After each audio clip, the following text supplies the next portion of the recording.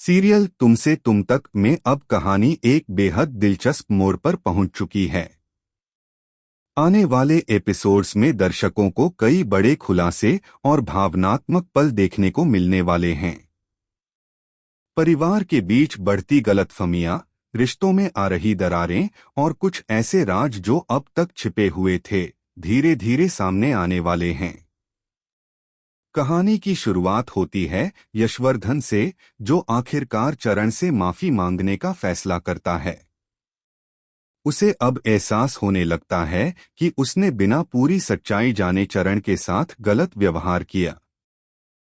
यशवर्धन चरण के सामने आकर कहता है कि उसे इस बात का बिल्कुल अंदाजा नहीं था कि चाकू देखकर वह इतना डर गया था।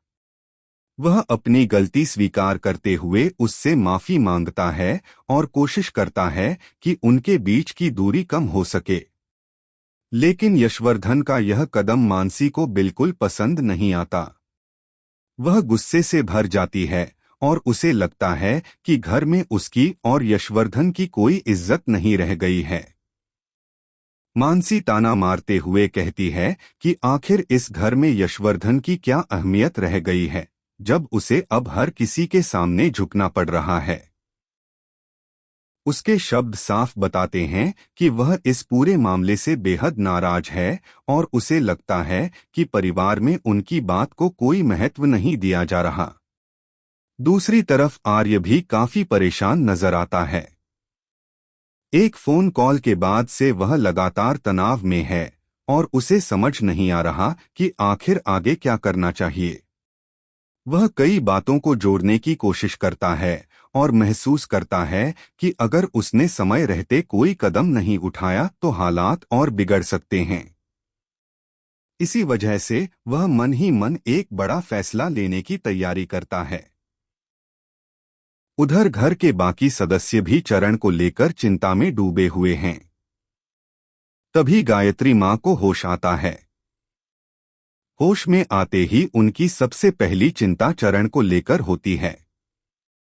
जब उन्हें घर में चरण दिखाई नहीं देता तो वह बेचैन हो जाती हैं और उसके बारे में पूछने लगती हैं। लेकिन इससे पहले कि कोई उन्हें पूरी बात बता पाता, सिद्धि माता वहां पहुंच जाती हैं। सिद्धि माता गायत्री माँ को बताती हैं कि जिस लड़के को संभाल कर रखने की जिम्मेदारी उन्हें दी गई थी, वही अब घर से बाहर कर दिया गया है। यह सुनते ही गायत्री माँ का गुस्सा 7वें आसमान पर पहुंच जाता है। उन्हें विश्वास नहीं होता कि किसी ने उनकी गैरमौजूदगी में ऐसा फैसला ले लिया। जब गायत्री माँ पूछती हैं कि आखिर चरण को घर से बाहर किसने निकाला, तब यशवर्धन आगे आता है और पूरी जिम्मेदारी अपने ऊपर लेता है।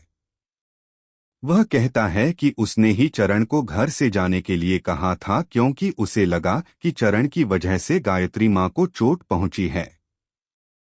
वह अपने फैसले को सही ठहराने की कोशिश करता है, लेकिन गायत्री माँ उसकी एक भी बात सुनने को तैयार नहीं होती। गायत्री माँ साफ शब्दों में कहती हैं कि किसी को भी उनकी अनुमति के बिना ऐसा फैसला लेने का अधिकार नहीं है। वह यशवर्धन को डांटते हुए कहती हैं कि उसे तुरंत चरण से माफी मांगनी होगी। माँ का आदेश सुनकर यशवर्धन के पास कोई दूसरा रास्ता नहीं बचता और वह चरण से माफी मांग लेता है। हालांकि यह सब देखकर मानसी का गुस्सा और बढ़ जाता है। वह अपने कमरे में चली जाती है और यशवर्धन भी उसके पीछे पहुंचता है।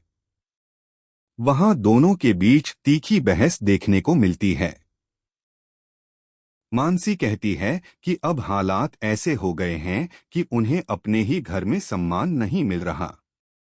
वह महसूस करती है कि परिवार में उनकी अहमियत लगातार कम होती जा रही है। इसी बीच कहानी में एक और बड़ा ट्विस्ट आने वाला है। गायत्री माँ को अब एक ऐसा सच